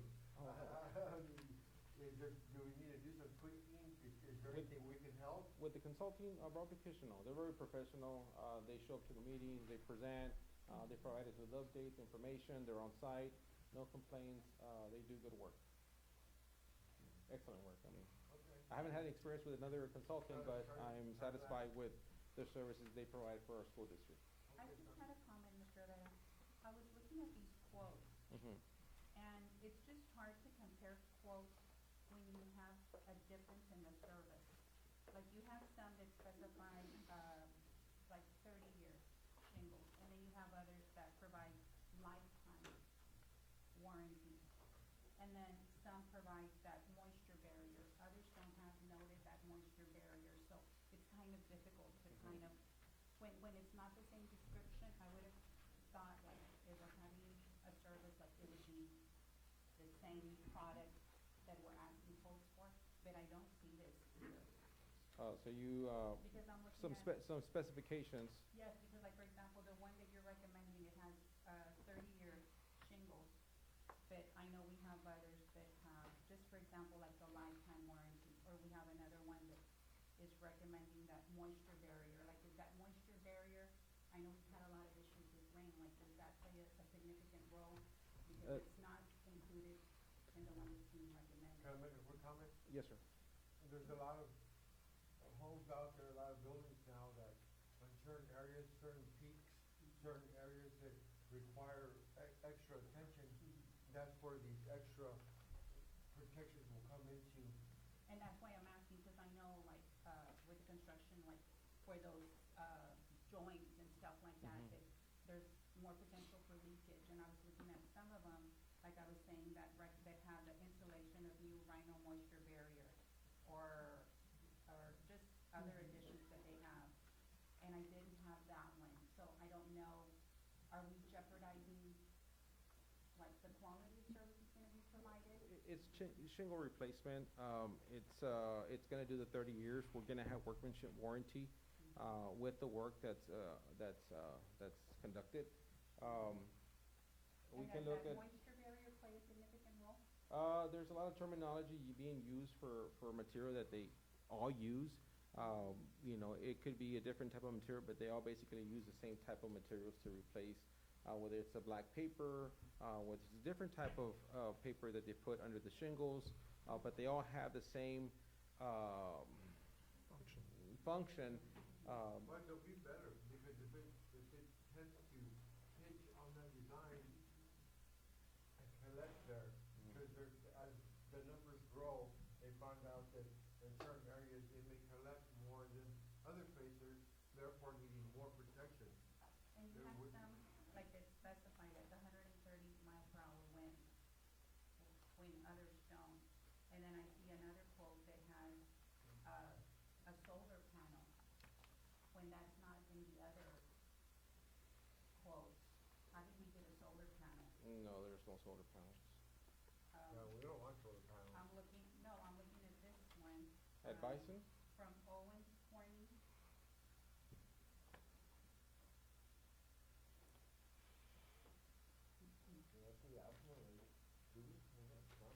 I just had the concern, sir. It's about that moisture barrier. I know we have a lot of issues with leakage. I don't know if we can look into that. Well, once they replace the shingles, because we lose shingles every time there's a storm with high winds, and so we're constantly replacing those shingles. And when you're replacing shingles, it doesn't have the same purpose. It doesn't keep the water from going into the building like it used to when they first was installed. And so we evaluated the building, we're getting constant complaints. We have inspections and compliance to have with cosmetology because of what the work that's done in there. And so we have a budget, there is a budget in place, and so we have to consider that in also selecting the company that we're gonna move forward with. But if you want, if the board wants us to go back and give specific specifications to the vendors so they can resubmit their estimates, we'll move forward with that as well. I'm just asking, when we get a quote that they're in alignment. Understandable, yes. Because we have one with 30-year warranty and you have one Apples with to apples. lifetime. Yeah, we have to compare apples to apples. Yes, ma'am. I can't hear you, Mr. Yes, sir. So, Mr. Herrera, for the record, the company you are recommending is? Uriel Construction. Which one? Uriel Construction. Uriel Construction. And we do have a recommendation from the superintendent. We have a motion from Mr. Hernandez. Do I have a second? Second. Second, Mr. Martinez. All in favor, vote by saying aye. Aye. Aye. All opposed, the same sign? The motion passes unanimously. I'll address that, Ms. Baker, moving forward. Okay. Number 3, discussion of possible action to approve service consulting agreement between MISD and Automated Logic for Specialized HVAC Control Systems. Mrs. Venecia. Yes, administration is seeking approval. Okay. We do have a recommendation. Do I have any questions from the board? On this one, I had a couple of questions and a comment. I have here service solution agreement, and it says prepared for Guadalupe Leon, 206 West 6th Street. That's our HVAC technician. Okay, that was one question that I had. And then I was looking at the agreement. Just bear with me just a Yes, ma'am. Okay, I was looking at the pricing and the payment schedule, that term, the one-year term. It has September 10th, 2024 to August 30th, 2024. That 1 year, should it reflect August 30th, 2025? Yes, ma'am. So we can make a correction? No, correct, yeah. Because we're going from September 24 to August 24. You're 25, right? August 24? Which should be corrected. It should say, it should reflect 2025 rather than 2024 as it's noted on here. I'll make sure I have it resent to us with the correction, and then we'll submit the actual PO for the service, considering it's approved. Any other questions from the board? I have a quick question. Yes, sir. So that we have to make that, I guess that statement with our motion? Correcting the termination date, the end date. Yes, we can do that with our motion. Okay. So, any other questions? No, hearing none. We do have a recommendation from the superintendent. Do I have a motion? I make the motion, as long as we ensure that we correct Yes, that ma'am. date on the term. We will submit All right. PO. Okay, there is a motion from Mrs. Vallejo. Do I have a second? Second. Second from Mr. Rodriguez, and a third from Mr. Hernandez. All in favor, vote by saying aye. Aye. Aye. All opposed, the same sign. The motion passes unanimously. 4, discussion and possible action to approve the hurricane fence change orders for additional fencing / gate installations at Sergeant Chacon Middle School, Mercedes Academic Academy, Taylor Elementary, and Ravenna Hills Elementary. Mrs. Venecia? Again, administration is seeking approval. Alrighty, are there any questions from the board? I was just going to ask that Mr. Chacon already covered that in his presentation. I know we were working on the grant and we were in cycle 2, and that was the question that I was going to ask. I know we were utilizing some of that funding, so he covered that. And I was looking at, I know we're looking at the 8 feet in height, right? Correct, with the exception of Mercedes Academic Academy. Okay, yes, I did see that. And then on Taylor, I know you can do the 6 feet if it has, The, what's the term? Spikes. anti-scaling on top. Yes, so we opted out of the 6 and we're going with the 8, right? Correct. So they're all noted on the quotes, on the proposals. With the exception for Taylor, we have installation of 1 4-foot swing gate, but the others all reflect, so it's a 4-foot by 8 feet. Yes, correct. And that'll go in front of the Taylor Let's see. Elementary. Ms. Sarmiento uses that gate as a use of funny allowing students into the neighborhood. And so we didn't see it, and now we have to include it to make sure that Ms. Sarmiento has the egress needed at the end of the dismissal.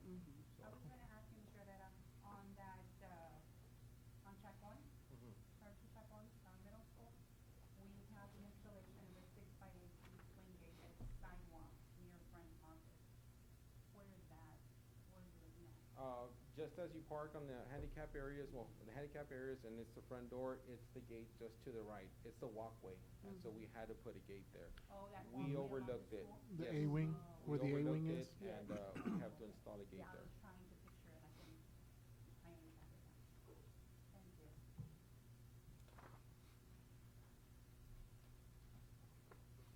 Any other questions from the board? Hearing none, we do have a recommendation from the superintendent. Do I have a motion? I have a motion from Mrs. Vallejo. Do I have a second? Second. Second from Mr. Martinez. All in favor, vote by saying aye. Aye. Aye. All opposed, the same sign. The motion passes unanimously.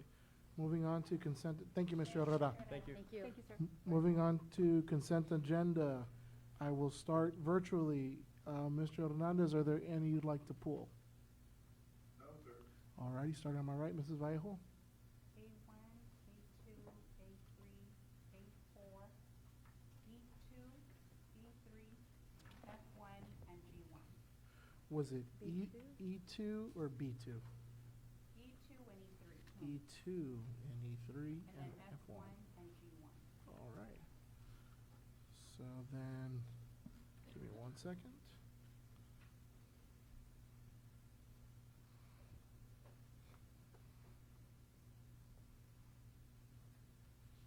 Mr. Rodriguez, are there any you'd like to pull, sir? No. Mrs. Delgado? No. Mr. Martinez? No. Mr. Howell? And I do not have any. So can I get a motion to approve the consent agenda minus A1, 2, 3, 4, E2, 3, F1, and G1? I'm sorry. A1, 2, 3, and 4. I don't think there are any in B.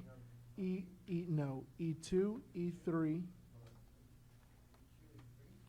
F1, and G1. We have a motion from Ms. Vallejo. Do I have a second? Second. Second from Mr. Martinez. All in favor, vote by saying aye. Aye. Aye. All opposed, the same sign. The motion passes unanimously. We'll go ahead and go in order, Mrs. Vallejo, with A1. Yes, on A1, we have discussion and possible action to approve the 24-25 Mercedes ISD exam for acceleration guidelines without prior instruction. First of all, I wanted to applaud our students that took the AP exams before for your hire. I know we had a parent that shared on social media that her child had challenged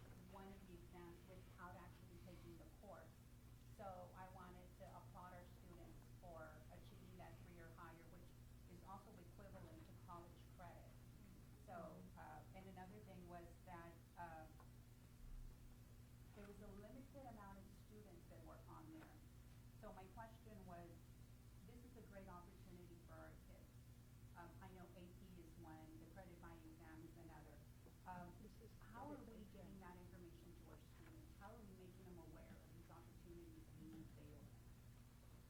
So typically it goes through the counselors that speak to the students. We did have a couple last year who attempted it as far as the credit by exam.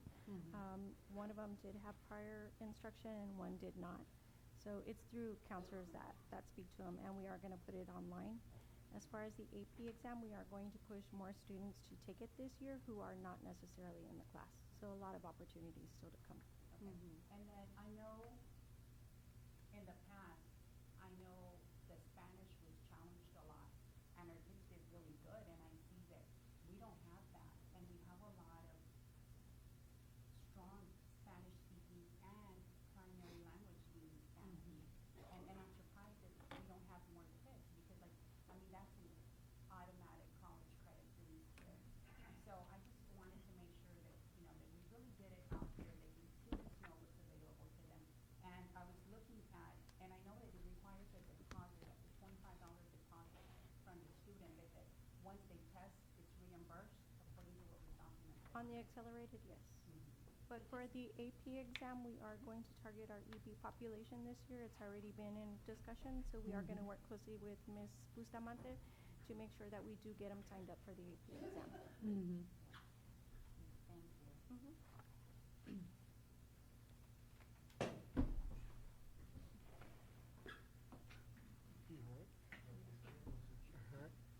Any more questions, Ms. Vallejo? Do we have any other questions from the board? All right, can we get a motion to approve? A motion from Ms. Vallejo to approve. Do I have a second? Second. Second from Mr. Rodriguez. All in favor, vote by saying aye. Aye. Aye. All opposed, the same sign. The motion passes unanimously. Moving on to number 2, discussion and possible action to approve consulting agreement between Drake University Character Counts and Mercedes ISD for Character Counts curriculum training. Mrs. Vallejo. Yes. I was looking at the different agreements. I logged on. I researched the companies and what they offer and the benefits. And I had a question. Like, I saw your rubric where you scored them. On the character count, what do you feel is the overall effectiveness of this one?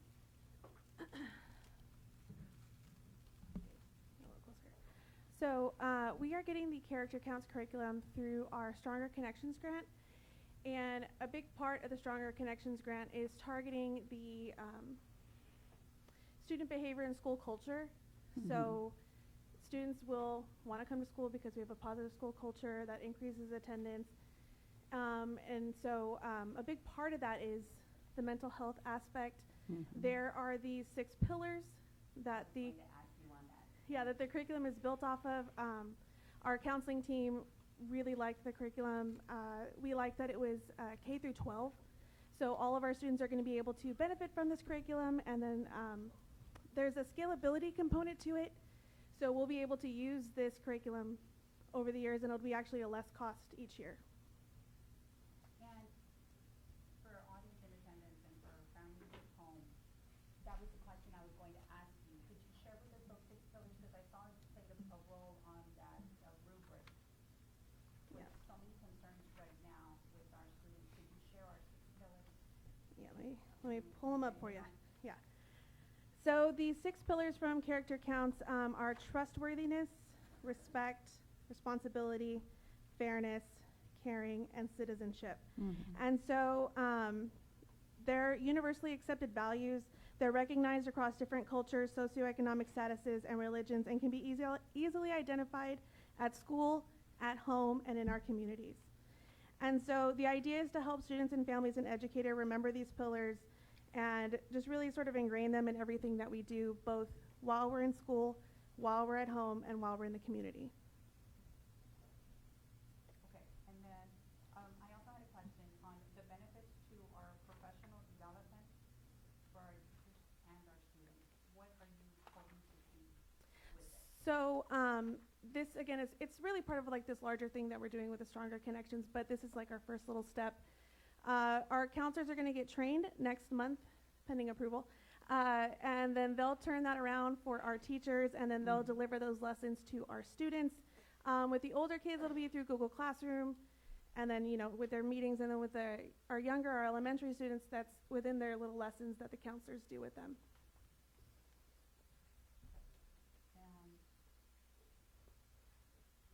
I have just, you mentioned the counselors. We're looking at, with this professional development, we have a slot for 24 attendees. How many counselors do we have? So it will be all our elementary, middle school, and high school counselors. We're also going to include our LPCs, our social workers, our school psychologists, and a couple district leaders in that. Okay, I just wanted to make sure that we utilize. Oh no, we're going to use every single one. Yeah. And maybe sneak a couple in there, see if they don't notice. There's probably about 26 or so. Yeah. 25. Don't put that on the record. On that MOU, we have the time at 8. Is it an all day? Is it a half day? It's going to be an all-day training, yes. Okay, and then what are we looking at as far as to,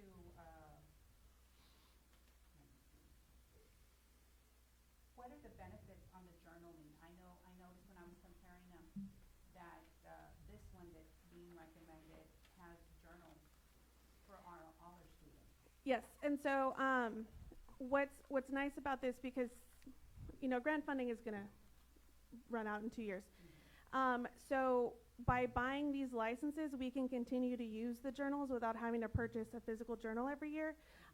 It's also like a PDF version, so we can send it through Google Classroom, so we also don't have to print it, because again, that's another cost.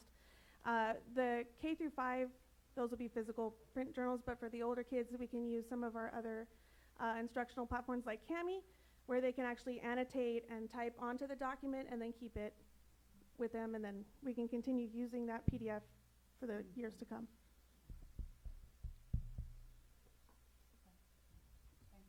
Mhm. Any other question from the board? Hearing none, we do have a recommendation to approve. Do I have a motion? A motion from Mrs. Vallejo. Do I have a second?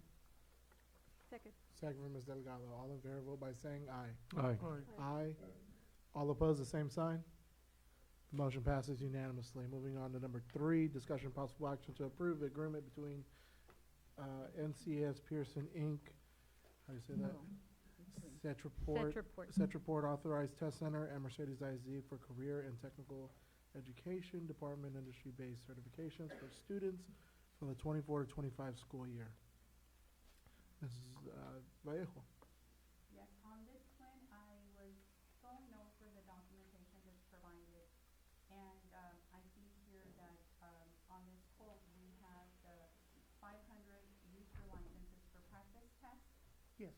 Okay, is this a one-time practice? No, student, Multiple? yes, yes, Okay. ma'am. And then we have e-courses, 300 licenses. So is that the maximum of students that will be able to have this e-course available? Well, on this is the current, and if we need more, we can ask and purchase more, but last year, this was the same agreement, we didn't go over our licenses. That was my question. Yes. Based on last year, how did we do? We, Did we, still within? yes, yes, Okay. ma'am. And then on this one, I just wanted to make sure, and again, let the students know that these opportunities are available. Can you share with us what the benefit of this program has, Mr. Garza? So what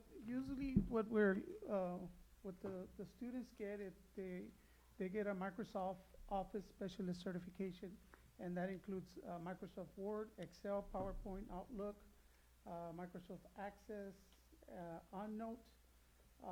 So with those certifications, our students can go out to the workforce and apply for office jobs while they're continuing their education. And I was noticing here that we have additional ones. We have industry-based certification students from the high school, MECA, will have the opportunity to test in entrepreneurship and small business. Yes, all these tests come within these programs. So this will be another Yes, they can, certification. yes, the teachers can offer And then the the students. digital literacy certification and IT specialist. So there's multiple Yes, certifications yes, ma'am. available through this. Yes, ma'am. Okay. Any other questions? Any other questions from the board? I just had one quick question. I know we talked about it last time. On the flight, on the flying, Mhm. it's like 12 grand, right? Now, is that 12,000, is that something that has to be paid from the school, or could the parents help invest and pay that amount? It would probably be, we would have to pay for the course. Okay, so like the parents couldn't help? Well, that would be up to the. I think I have to caution on veering off on the agenda. Okay. Sorry. Never mind. We can put that on the agenda for next meeting if you'd No, like, it's okay. Mr. Howe. We'll talk later. Okay. So we do, any other questions from the board? Hearing none, do we have a motion? A motion from Mrs. Vallejo, do I have a second? Second. Second from Mrs. Delgado. All in favor, vote by saying aye. Aye. Aye. All opposed, the same sign. The motion passes unanimously. Moving on to number 4, discussion and possible action to approve the TEA staff development waiver days for the 24-25 school year. Mrs. Vallejo. On this one, Ms. Vanessa, I would just have a little bit of elaboration for our community, our parents, as far as to what this item is. Yeah. So the state allows us up to 2,100 minutes for professional staff development throughout the school year. So we are at that right now with the 5 that we embedded because of the DOI that we spread them out. It does not affect our student instruction. We're still at about 84,000 minutes that they're going to meet, so we're way over. And our staff is still working the 187 days. So we're still within all of the perimeters, but the waiver does say we have up to 2,100, and we do have to file that waiver, so that's why we're doing it. Okay, so on this one, we have noted the waiver will provide a maximum of 1,200 total waiver minutes used for professional development. Mhm. Okay, and those are the dates that are already specified on our calendar? Yes, ma'am. Thank you. Any other questions from the board? Hearing none, we do have a recommendation. Do I have a motion? A motion from Ms. Vallejo. Do I have a second? Second. Second, Mr. Rodriguez. All in favor, vote by saying aye. Aye. Aye. All opposed, the same sign. The motion passes unanimously. Moving on to E2, discussion and possible action to approve resolution regarding House Bill 3 good cause exemption for the armed security officers. Mrs. Vallejo.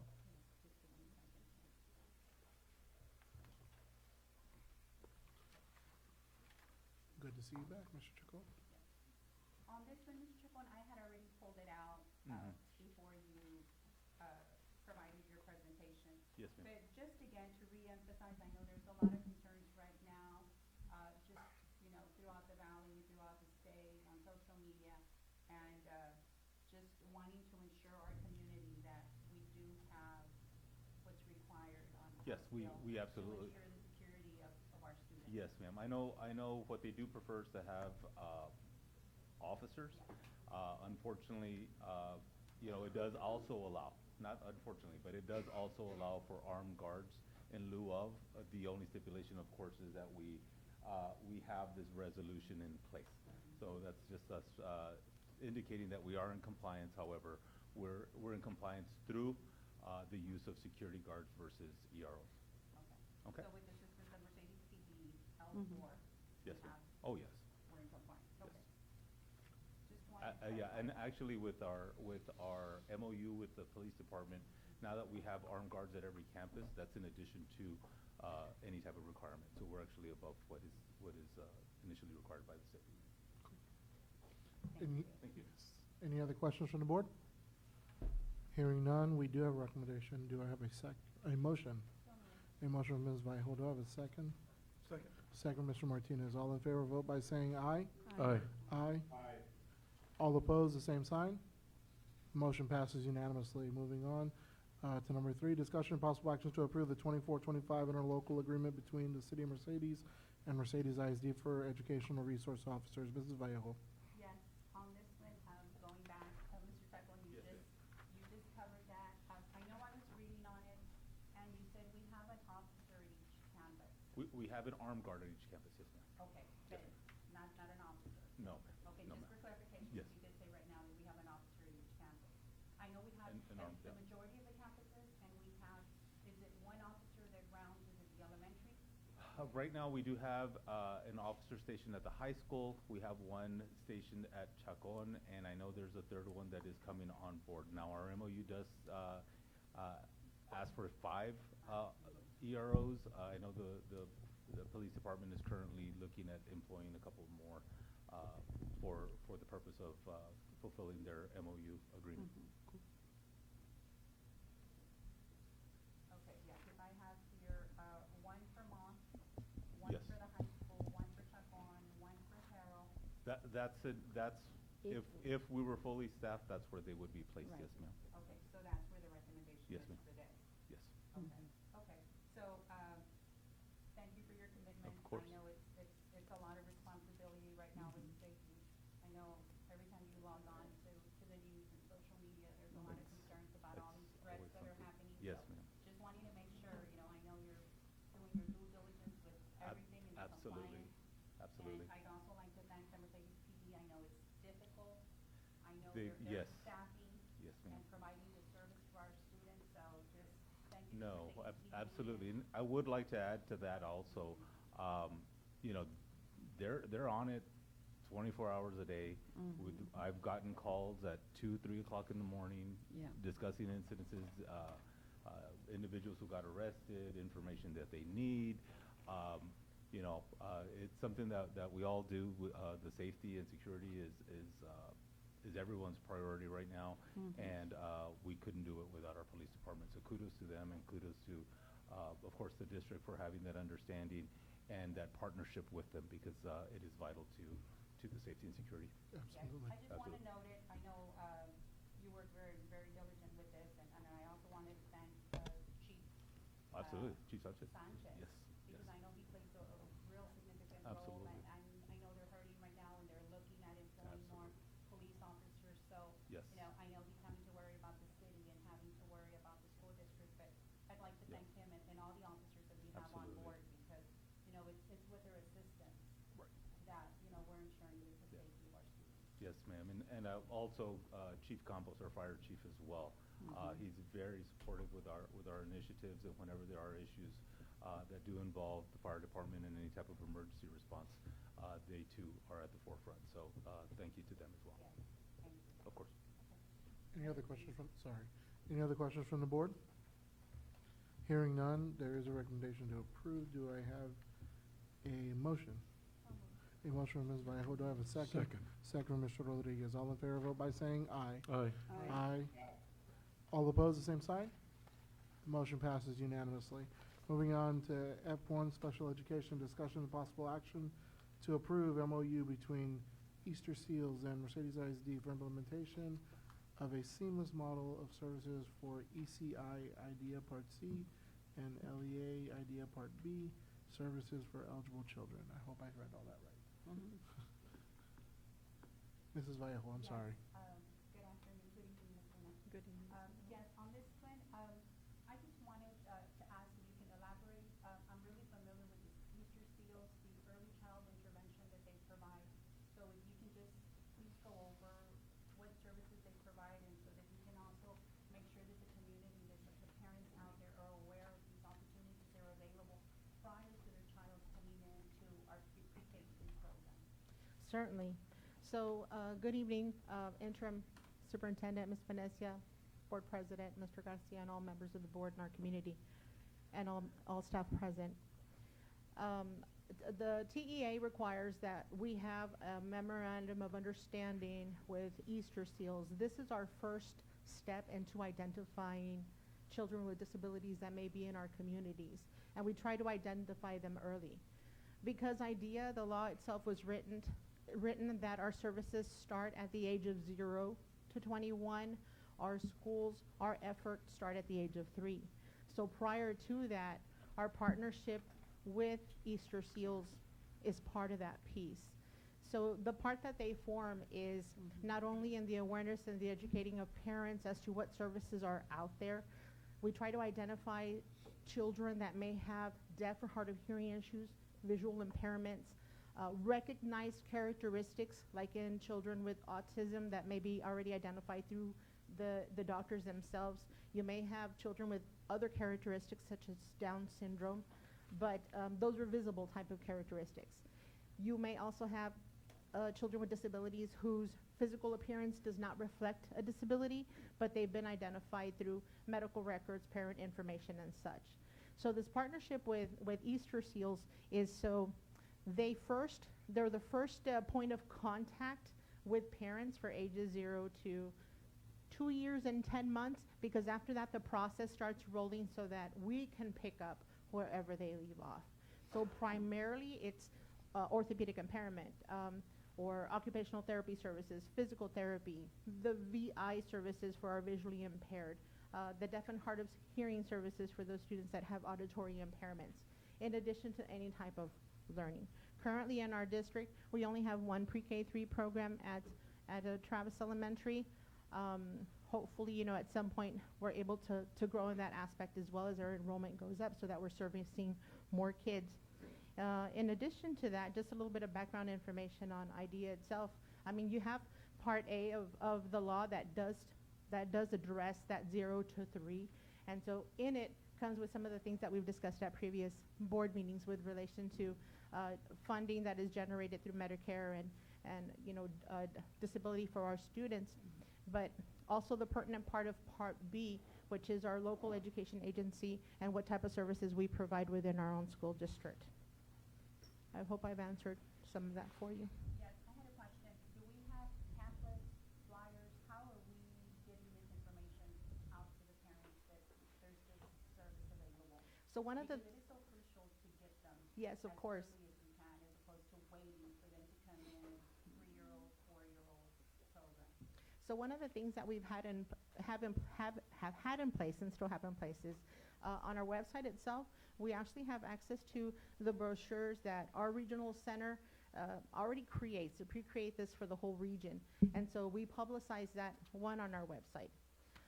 Two, the awareness that well, you're not aware, but one of the initiatives for this year is to partner with our parental involvement. So special ed as a department can be more out there to create that awareness that I think is one of the pieces that I want to bank on more. Not so much only for the 0 to 3 population, but for the 3 to 21.